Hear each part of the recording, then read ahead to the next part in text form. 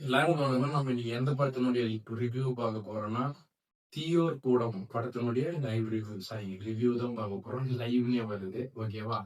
இந்த படம் வந்து இந்த வாரத்துல ரிலீஸ் செய்யப்பட்ட ஒரு படம் தான் வந்து "தீயோர் கூடம்". இந்த படத்துல என்னடா கான்செப்ட் அப்படின்னு சொல்லி கேட்டீங்கன்னா, ஒரு ஆள்கிட்ட பணம் இருக்குது. அதிகமா சூட்கேஸ் ரொப்ப வச்சுட்டு அவங்க ரூம்ல இருந்துகிட்டு இருந்தான்.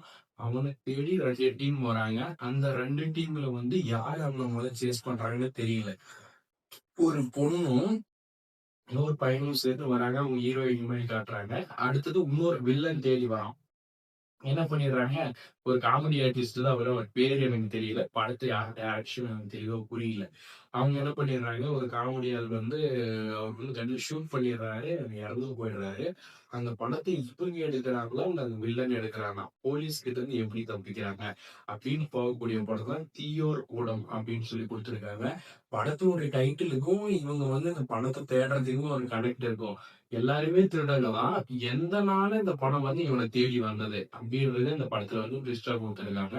ஸ்க்ரீன் பிளே வைஸ் படம் மொக்க தான். கதை கொஞ்சம் என்ன சொல்றது? ரீவொர்க் பண்ணியிருக்குன்னே சொல்லணும். எதுவுமே கொஞ்சம் எது ஸ்டார்ட்டிங்ல வைக்கிறது, எது எண்டிங்ல வைக்கிறதுன்னு படத்துல வந்து ஒரு டைரக்ஷன் சைடுலருந்து புரியாத புதிரா பண்ணியிருக்காங்க. படத்துல கதையும் சரியில்ல, ஸ்க்ரீன் பிளேவும் சரியில்ல, சொல்ல வந்த விஷயமும் புரியல. இந்த படம் வந்து இந்த வாரத்துல வந்து ஒரு ஃபெயிலியர் படம் தான் சொல்லணும். யாரும் இந்த படத்த பார்த்து ஏமாந்துறாதீங்க. இப்பயும் தெளிவா சொல்றேன். படத்துல கதையும் புரியல.